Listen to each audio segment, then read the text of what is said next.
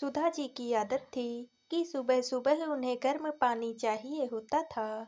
इसलिए सुबह से 2 बार उठकर कमरे के बाहर निकल कर आकर देख चुकी थी, लेकिन अभी तक बहू वृंदा और बेटा पलाश उठे तक नहीं थे। जब तक उन लोगों में से कोई एक उठेगा नहीं, तब तक उन्हें गर्म पानी मिलेगा नहीं। बात ये नहीं थी कि सुधा जी गर्म पानी कर नहीं सकती थी। बात यह थी कि बहू वृंदा रात को रसोई का काम खत्म कर रसोई में ताला लगा देती थी। अब जब तक ताला खुलेगा नहीं, सुधा जी को गर्म पानी मिलेगा नहीं। आखिरकार घड़ी में जब 9 बज गए और सुधा जी से रहा नहीं गया, तो उन्होंने हिम्मत करके बेटे के कमरे का दरवाजा खटखटाया। 2-3 बार दरवाजा खटखटाने के बाद वृंदा की जगह पलाश ने आकर दरवाजा खोला और तमतमाते हुए बोला, क्या है माँ, सुबह सुबह परेशान कर रही हो? बेटा, मुझे गर्म पानी चाहिए था। रसोई में ताला लगा हुआ है, तो तुम रसोई का दरवाजा खोल दो ताकि मैं गर्म पानी कर सकूं।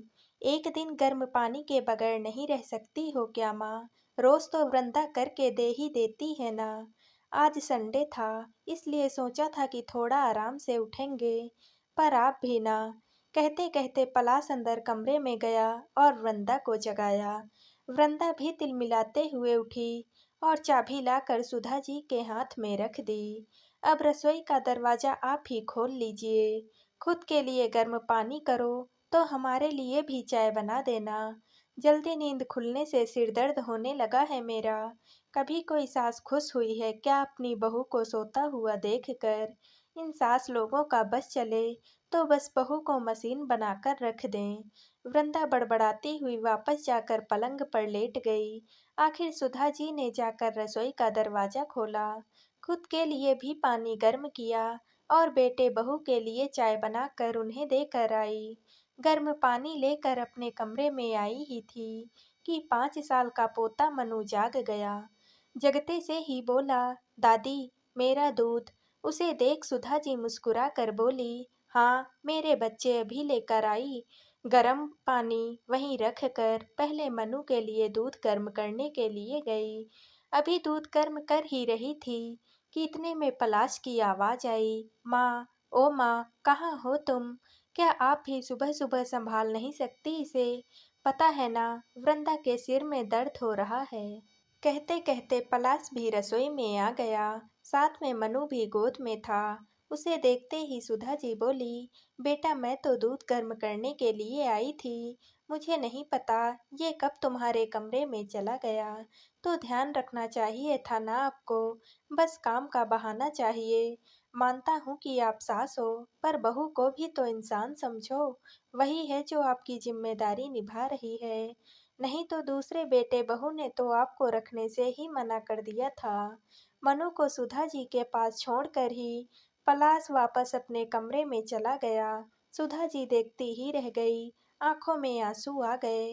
मन ही मन सोचने लगी कि मैं कुछ न करने पर भी बदनाम हो रही हूँ। ऐसी कौन सी जिम्मेदारी उठा ली इन लोगों ने, जो इतना सुना जाते हैं मुझे। ऐसा सोच सोच कर अपने आंसू पोंछे और मनु और उसका दूध लेकर अपने कमरे में आ गई। नाश्ते के समय पलाश ने वृंदा से कहा, तुम्हारी तबीयत ठीक नहीं है, तो मैं माँ से कहकर नाश्ता बनवा लेता हूँ, ताकि तुम आराम कर सको। रहने दो, उनसे कुछ मत कहना, मैं नाश्ता खुद ही बना लूँगी। अरे पर तुम्हारी तो तबीयत ठीक नहीं है। नहीं नहीं, मैं खुद ही नाश्ता बना लूँगी। उनका क्या भरोसा, कौन सा सामान उठाकर अपने दूसरे बेटे बहू को देकर आ जाएं। अक्सर रसोई से सामान कम हो जाता है। मुझे तो पूरा यकीन है कि माँ जी ही सामान की हेरा फेरी करती हैं और अपने उन बेटे बहू को देकर आ जाती हैं।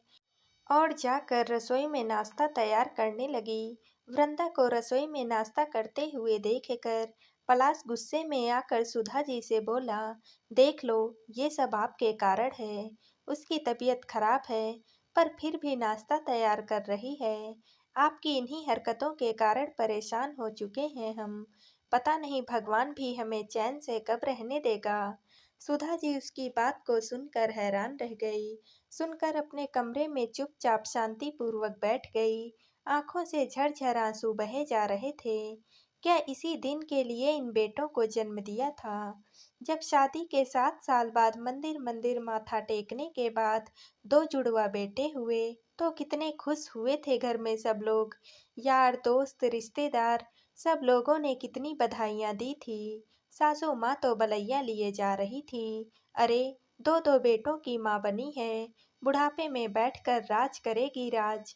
कुछ साल बाद जब पति का देहांत हो गया, तब भी सुधा जी ने हिम्मत करके अपनी दोनों बेटे पलाश और सुहास को संभाला। कितनी परेशानी झेल कर भी इन लोगों को पढ़ाया लिखाया, इतना बड़ा किया, दोनों की शादी कराई। पर उसके बाद सब कुछ बदल गया। दोनों बहुओं की आपस में बनी नहीं। इस कारण बेटों में भी झगड़े होने लगे। आखिरकार दोनों बेटे अलग हो गए। सुधा जी के पति ने 2 मंजिला मकान बनवाया था।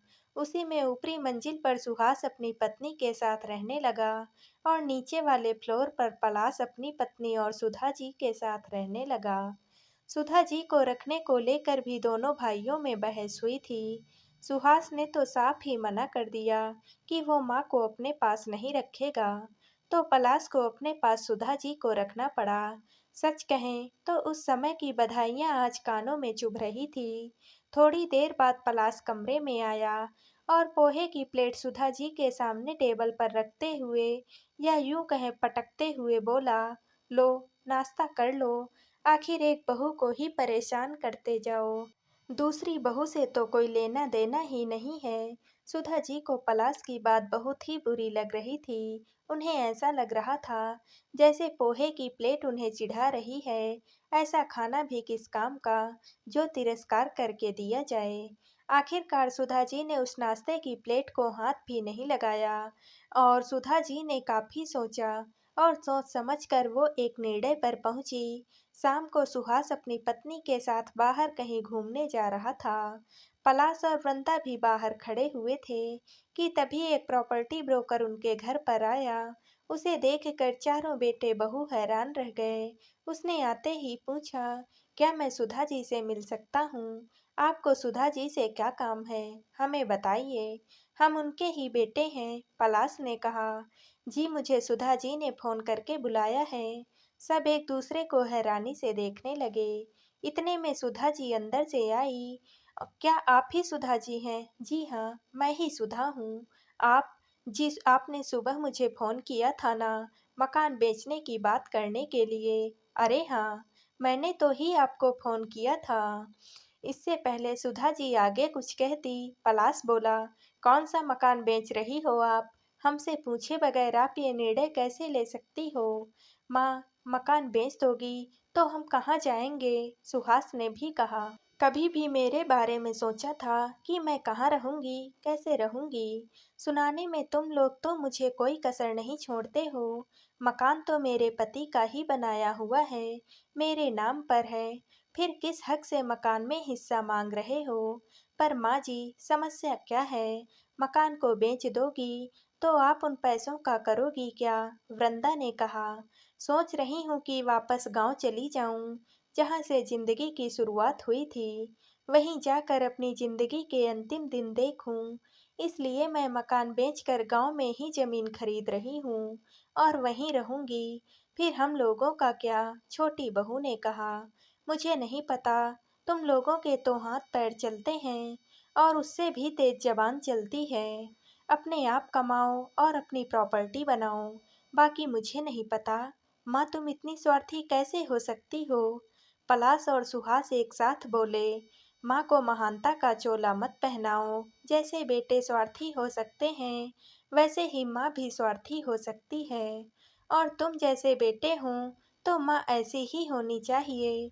मैं यह मकान बेच रही हूँ और यही मेरा अंतिम निर्णय है। तुम लोग अपना अपना बंदोबस्त देख लो। कहकर सुधा जी उस ब्रोकर को मकान दिखाने के लिए चल दी। 1 महीने बाद वो मकान भी बिक गया और सुधा जी गांव में एक मकान लेकर वहीं रहने लगी। फ्री टाइम वहाँ बच्चों को पढ़ाती थी और गांव के शांत वातावरण में अपनी जिंदगी जीती थी। बहुत बहुत धन्यवाद।